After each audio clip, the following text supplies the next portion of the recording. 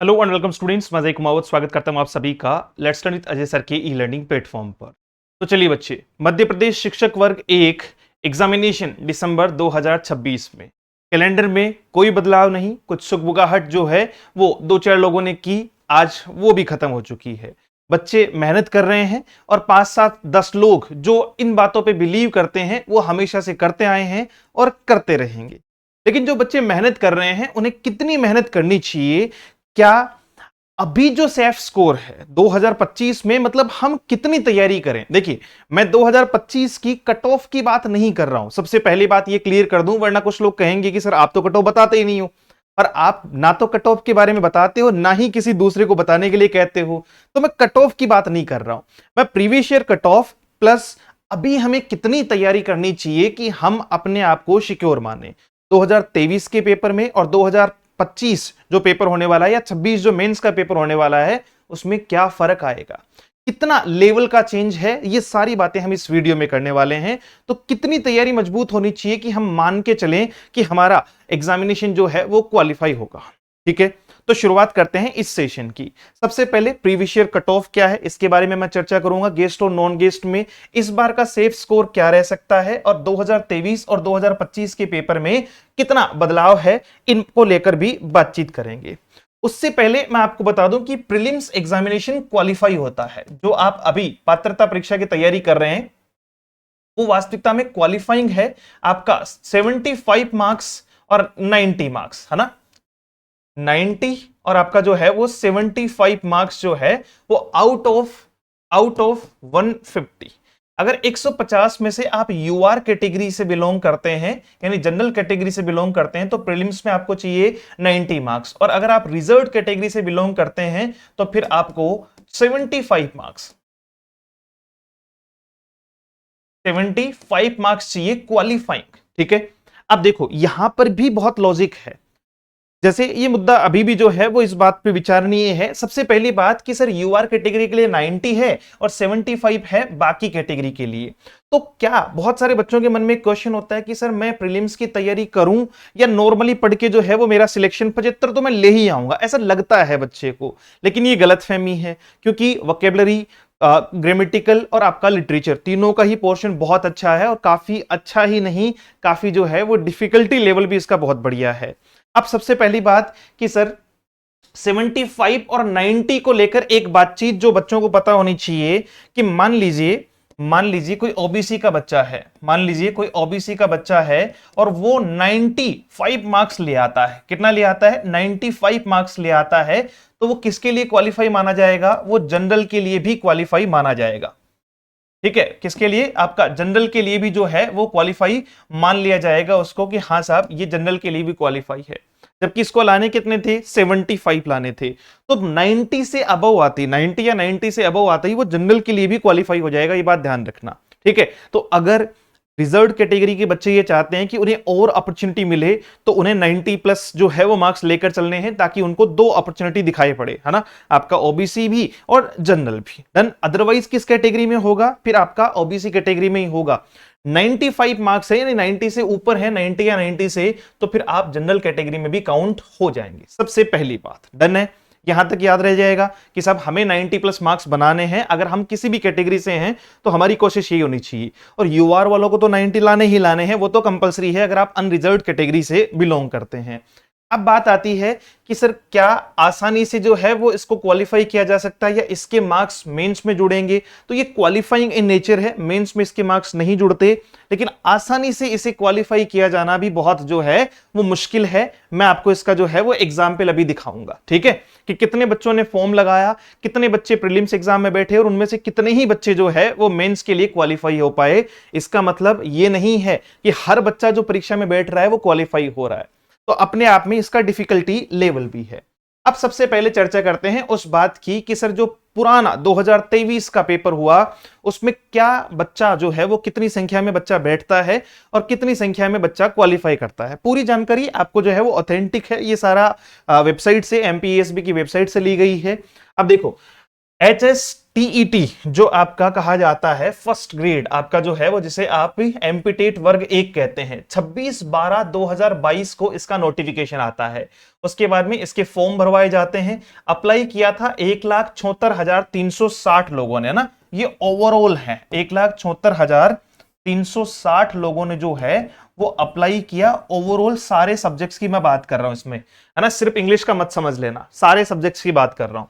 फिर इसमें जो है वो टेस्ट एडमिट कार्ड जो है वो जारी हुए 1,85,118 लोगों की। अब बच्चे को सबसे बड़ी कंफ्यूजन तो ये है कि सर जब अप्लाई ही 1,74,000 लोगों ने किया तो 1,85,000 लोगों के एडमिट कार्ड कैसे जारी हुए एग्जाम देने के लिए? तो ये वो पुराने बच्चे थे जो पिछली बार 2018 वाले मुद्दे पर थे, ठीक है, उनको भी शामिल कर लिया गया, तो ये बढ़ गए। डन है, तो इनको दोबारा से फॉर्म भरवाने की जरूरत नहीं पड़ी, इनको दोबारा से जो है वो सीधे टेस्ट एडमिट कार्ड उनको शामिल किया एग्जाम देने के लिए, प्रीलिम्स जो है वो देने के लिए। तो 1,85,118 बच्चों ने जो है वो एग्जाम में बैठे, यानी टेस्ट एडमिट कार्ड जारी हुआ, एग्जाम में नहीं बैठे हैं। और 1 से लेकर 7 तक 10 और 11 मार्च 2023 को इसकी परीक्षा हुई। बाद में क्या होता है, इस 1,85,118 में से जो है वो मैं आपको अलग अलग डाटा दिखाता हूं जिससे आपको और क्लियरिटी आएगी।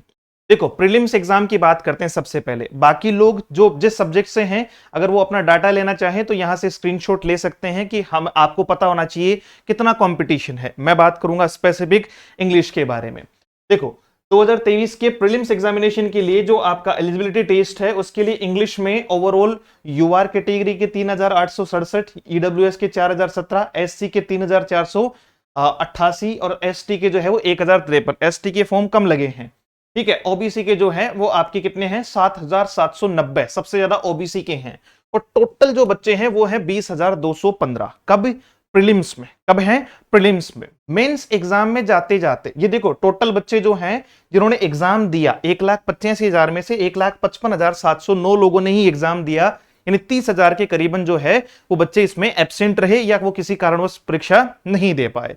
फिर जब ये परीक्षा हुई, चयन परीक्षा हुई, तो आपका मेंस के लिए कितनों ने क्वालिफाई किया? इंग्लिश वालों की अगर मैं बात करूं तो इंग्लिश वालों के लिए यूआर में जो है वो 1,226, ईडब्ल्यूएस में 2,105, एससी में 842, एसटी में देखो बहुत कम लोगों ने जो है वो क्वालिफाई किया था, 231। सबसे ज्यादा था आपका 2,665 किसमें? ओबीसी में। डन। और ये ओवरऑल 7,069 लोगों ने इसे क्वालिफाई किया। अब आप मुझे बताओ, क्या आपको लगता है कि ये बहुत आसान है? प्रीलिम्स एग्जाम जो है वो कि सर हो जाएगा, आराम से हो जाएगा, तो आराम से इनका तो नहीं हुआ, है ना। आराम से इनका तो नहीं हुआ कि 20,000 से ज्यादा बच्चों ने जो है वो फॉर्म लगाया और 7,000 बच्चे ही मेंस एग्जाम के लिए बैठ पाए, यानी 13,000 बच्चे प्रीलिम्स में क्वालिफाई नहीं कर पाए। अब आप सोच के देख लो। और देखो, छटनी कहां होगी, मतलब मेन जो है वो छटनी कहां होनी है, वो प्रीलिम्स में ही होनी है। जो छटनी है वो यही होनी है। मेंस में तो कंपटीशन होता है, जो चयन परीक्षा होती है उसमें तो कंपटीशन होता है कि मेरी पोस्ट है या तुम्हारी पोस्ट है। और छटनी जो होनी है, ये जो ओवर एक्साइटेड जो लोग होते हैं कि ठीक है पढ़ लेंगे, 2-4 चीजें पढ़ लेंगे, सिलेक्शन तो हुआ है, ग्रामर तो आती है, लिटरेचर ऊपर ऊपर से बस देखना है और हो जाएगा सिलेक्शन, ये तो क्वालिफाई कर ही लूंगा। तो वो देखेंगे कितना क्वालिफाई कर पाते हैं, क्योंकि पिछला आंकड़ा तो यही कह रहा है कि साहब 20,000 में से 7,000 लोग ही पास हो पाए, ठीक है। 7,000 से भी कम संख्या, मतलब कंपैरेटिवली 13,000 लोग फेल हो गए। डन। मेंस में जाते जाते इंग्लिश की बात कर रहा हूं स्पेसिफिक। अब देखो इसमें पोस्ट कितनी थी सर? अगर आप पोस्ट की बात करोगे ना तो पोस्ट इसमें थी 1763, तो न्यू थी, है ना। स्कूल एजुकेशन डिपार्टमेंट में थी 1645 पोस्ट तो थी स्कूल एजुकेशन डिपार्टमेंट में, और 118 पोस्ट थी आपकी जो है वो ट्राइबल एजुकेशन डिपार्टमेंट में। डन। टोटल थी 1763 पोस्ट। और बैकलॉग यानी पहले से जो है वो खाली पड़ी हुई पोस्ट एससी और एसटी की थी। किसकी थी? एससी और एसटी की। मैंने आपको पहले भी कहा था, सेकंड ग्रेड में भी ये बात हुई थी कि जब एससी और एसटी में बैकलॉग पोस्ट होती है तो पहली बात तो वो उसी कैटेगरी से भरी जाएगी। डन। जैसे ऑलरेडी आप एक बात सोचो, नॉन गेस्ट में कितने बच्चे थे? 472 बच्चे थे। कितने बच्चे थे? 606 पोस्ट पड़ी थी, ये मान के चलो आप। नॉन गेस्ट की मैं बात कर रहा हूं। और गेस्ट में कितनी पड़ी थी? 202।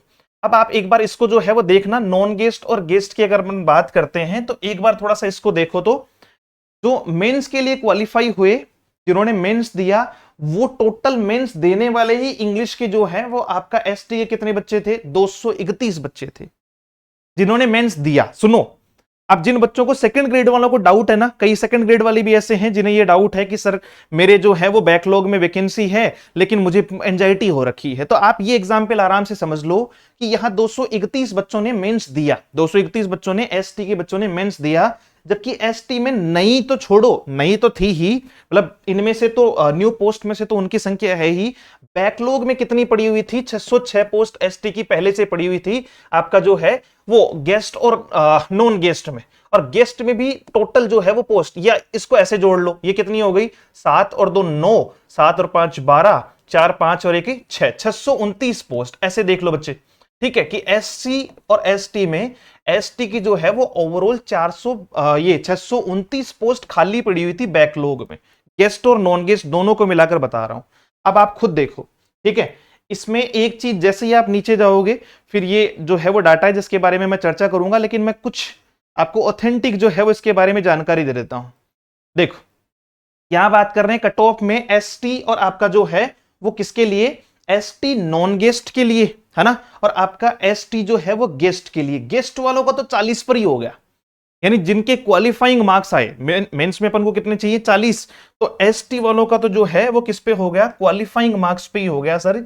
यहां तो कौन, जो लोग किसमें है, आपका गेस्ट फैकल्टी में है, और नॉन गेस्ट वालों में कंपटीशन था, नॉन गेस्ट में बच्चे ज्यादा थे फॉर्म भरने वाले और बैकलॉग में पोस्ट कम थी, इसलिए यहां पर जो है वो आपका 75.7 ऐड गई है। ये डिपेंड करता है पोस्ट पे, कितनी पोस्ट बैकलॉग में थी और उस कैटेगरी में कितने नए बच्चे जो है वो जुड़े हैं। डन।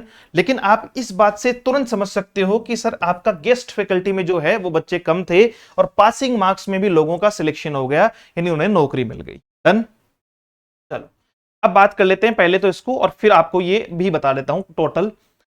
तो सबसे पहली बात ये ध्यान रखना, ठीक है, तो ये बैकलॉग जिनके हैं, जैसे मान लो कि इस बार भी बैकलॉग है, पिछली बार ही नहीं भरी गई थी, खाली पड़ी हुई है अभी भी, तो एससी एसटी में तो अभी भी बैकलॉग आ जाएगा, एससी एसटी में तो अभी भी बैकलॉग आएगी फर्स्ट ग्रेड में, दोबारा जो न्यू नोटिफिकेशन आएगा उसमें भी। बाकी में बैकलॉग का कोई ऑप्शन नहीं है, तो बाकी सब लोग जो है वो अपनी मेहनत को सुचारू तौर पे और तेज कर दीजिए। एससी एसटी भी इस भरोसे मत रहिएगा कि 40 में ही पास हो जाऊंगा, बैकलॉग आ जाएगी, नहीं, आपको जो है वो साफ साफ प्रत्यक्ष को प्रमाण की आवश्यकता नहीं होती। तो तैयारी आप किसी भी वर्ग से रिलेट करते हैं, किसी भी कैटेगरी से रिलेट करते हैं, तैयारी आपको मेहनत जो है वो करनी ही करनी है। डन। अब बात कर लेते हैं सर इसके बारे में कि ये टोटल जो है वो नवीन पद आपके वो हैं, यहां देखो, जैसे इंग्लिश की बात करें तो इंग्लिश के आपके टोटल 1763 पद मैं बता चुका हूं, 1645 स्कूल शिक्षा विभाग में, 118 जो है वो जनजातीय कार्य विभाग में। बाकी जो बच्चे हैं वो भी चाहें तो अपना स्क्रीनशॉट ले सकते हैं कि उन्हें भी पता चले कि कितनी वैकेंसी और कितनी नहीं है। ये अलग अलग है, देखो बैकलॉग में, इंग्लिश की बैकलॉग में ये मैंने लिख दिए है वहां पर आपको सीधा। डन। अब बात करते हैं सर सीधी सीधी सी बात किसके बारे में कि सर कट ऑफ क्या रही, ये है मेंस की कट ऑफ, प्रीलिम्स की कट ऑफ नहीं है, ये बात याद रखिएगा, है ना। जिन बच्चों को लगे कि साहब ये प्रीलिम्स है क्या, नहीं, प्रीलिम्स की कट ऑफ नहीं है बच्चे, ये है मेंस की कट ऑफ।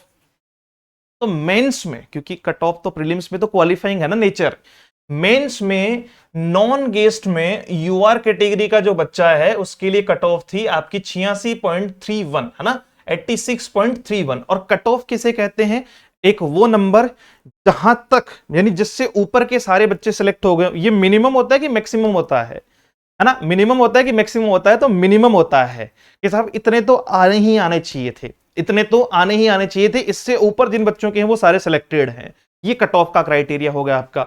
उसके अलावा ईडब्ल्यूएस वाला बच्चा जो है वो 84.21 पे, ओबीसी वाला बच्चा 83.15 पे, एससी वाला बच्चा 71.57 पे, और एसटी में देखो ज्यादा है। कई बार बच्चों को ये गलतफहमी होती है कि साहब एसटी एससी की ज्यादा जाएगी, एसटी की कम जाएगी, नहीं, मैं हजारों बार बता चुका हूं, जब भी बताता हूं कि भाई ये सारा खेल डिपेंड करता है पोस्ट पे, सारा खेल डिपेंड करता है पोस्ट पे। अब मान लीजिए एसटी की पोस्ट ही 5 है, एसटी की पोस्ट ही 5 है, तो सिंपल सी बात है उसकी तो अपने आप बढ़ जाएगी, है ना। आप कितनी भी कोशिश करो इसकी जो है वो कट ऑफ तो बढ़नी ही बढ़नी है। So it's always depends on post कि सर पोस्ट कितनी है। और यहां अगर कट ऑफ की बात करें गेस्ट फैकल्टी की, तो यूआर की 82.10, ईडब्ल्यूएस की 81.05, ओबीसी की 78, आपका एससी की 64 और आपका एसटी की बैकलॉग की वजह से जो है वो 40 रही। अब मुद्दे की बात आती है कि सर ये तो हुआ कट ऑफ का मायना, ठीक है। अब बात करते हैं पेपर एनालिसिस का। अगर आप प्रीलिम्स की बात छोड़ दें, क्योंकि वो तो छटनी वाला पेपर था, डिफिकल्ट पेपर था, तो प्रीलिम्स जो है, प्रीलिम्स आपका 2023 की बात करें, जो मैं सॉल्यूशन भी देने वाला हूं आप लोगों को उसका, और मेंस की प्रीलिम्स का पेपर जब मैंने देखा तो पाया कि सर वो उसका लेवल जो है वो मॉडरेट टू डिफिकल्ट है, क्योंकि यहीं से छटनी होती है। यहीं से क्या होती है? छटनी होती है। बच्चा यहीं से जो है वो बाहर होता है सबसे पहले। उसके बाद में जब मेंस में बच्चा बैठा तो उस टाइम पे इनको जो है वो एक पता नहीं, या तो इनकी किस्मत अच्छी कहूं या जो है वो ज्यादा अच्छी ना कहूं, लेकिन इनका पेपर जो है वो इजी टू मॉडरेट लेवल का ही था, है ना। एडवांस लेवल का पेपर इनको नहीं दिया था, और उसी वजह से तो कट ऑफ बढ़ गई।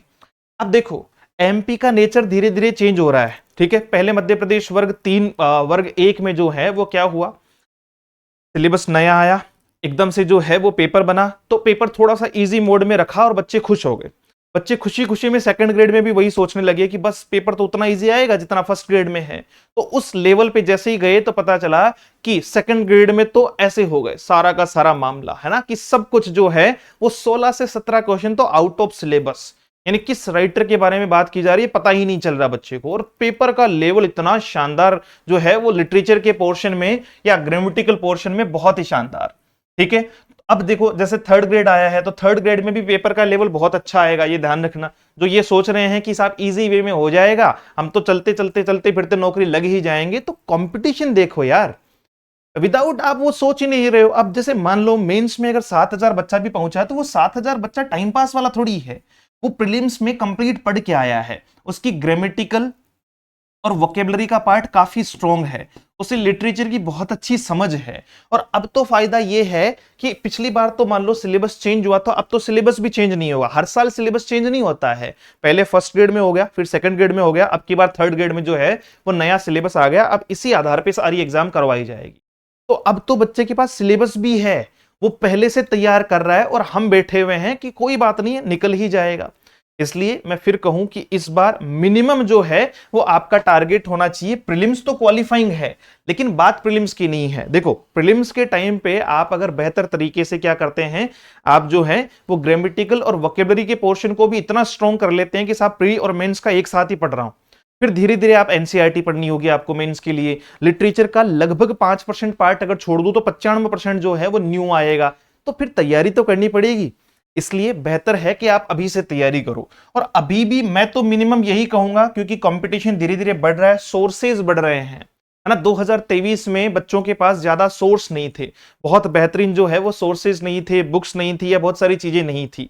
आजकल टीचर्स भी उसी लेवल पर, मैं मेरी बात करूं या किसी और की बात करूं, सब अपनी जगह बेस्ट देने की कोशिश कर रहे हैं, ठीक है। 100% देने की कोशिश कर रहे हैं कि उनका जो भी स्टूडेंट होगा उसे कहीं से भी भटकने की जरूरत ना पड़े।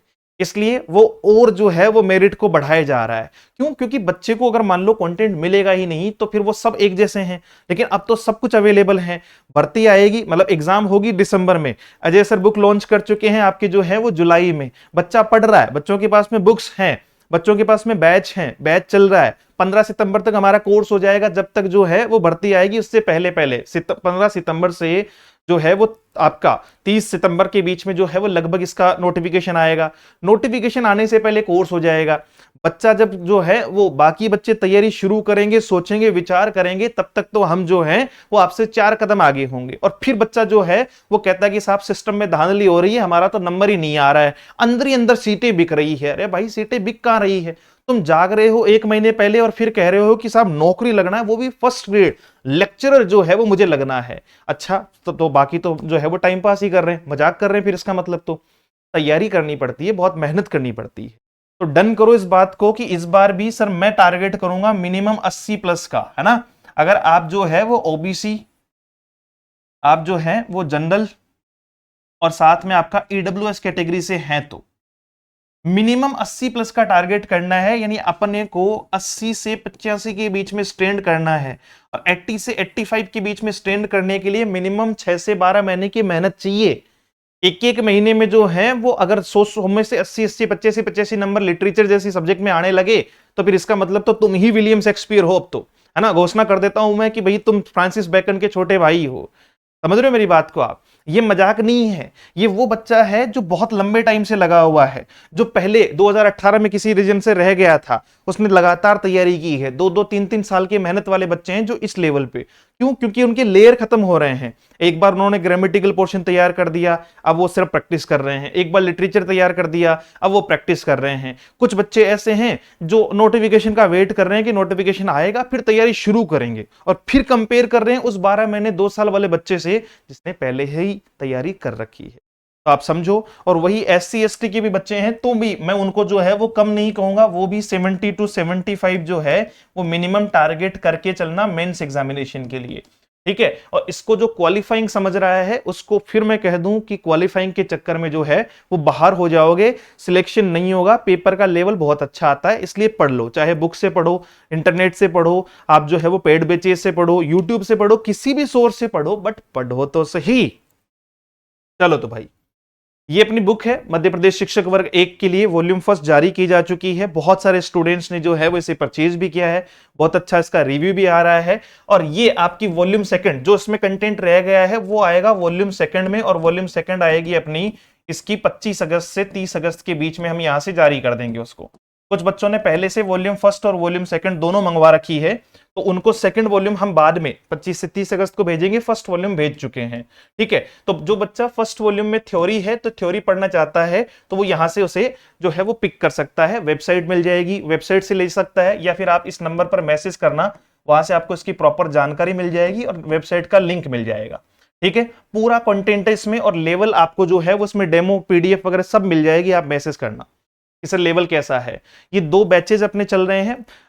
मेंस एग्जामिनेशन का भी बैच चल रहा है। मेंस एग्जामिनेशन के लिए जो है वो 1999 रुपए फीस है आपकी, ठीक है। और ये रही बात आपकी किसके बारे में, प्रीलिम्स का बैच चल रहा है जिसकी फीस 1999 रुपए है, और प्रीलिम्स विद मेंस चल रहा है जिसकी फीस 2999 रुपए है। क्या क्या मिल जाएगा सर इसमें, ई नोट्स मिल जाएंगे, वैलिड टिल जो है वो प्रीलिम्स और मेंस तो 1 साल के लिए वैलिड नहीं है, वो तो टिल मेंस एग्जाम वैलिड है। 2 टेस्ट सीरीज, एक प्री के टाइम पे एक मेंस के टाइम पे, 2 प्रैक्टिस बेच, एक प्री के टाइम पे एक मेंस के टाइम पे, नोट्स आपके, और 2 सिलेबस। और फिर बच्चा कह रहा है कि साहब ये तो बहुत ज्यादा अमाउंट है ना, बहुत ज्यादा अमाउंट, 2 बैच नहीं दिख रहे क्या, 2 बार लेंगे तो वो बराबर ही पड़ जाएगा, उल्टे 2 गुना से ज्यादा पड़ेगा इसमें डबल बैच में।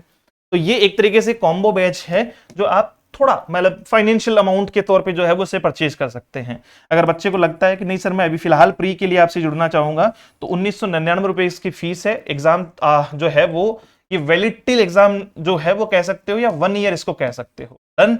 और उसके साथ में ई नोट्स है, आपका प्रैक्टिस बैच है, एक टेस्ट सीरीज, ई नोट्स और आपका एक प्रैक्टिस बैच इसमें भी आपको मिल जाएगा। करना क्या है, let's learn with Ajay sir के नाम से जो है वो एप्लीकेशन डाउनलोड करना है, या फिर इस नंबर पर आपको 7410928696 पर हेल्पलाइन नंबर है अपने, मैसेज या कॉल कर देना है, जहां से आपको पूरी जानकारी बुक के बारे में, बैचेस के बारे में, जो भी जानकारी चाहिए, यूपी के, TGT, आपका LT, UGC नेट, सारे बैचेस अवेलेबल हैं।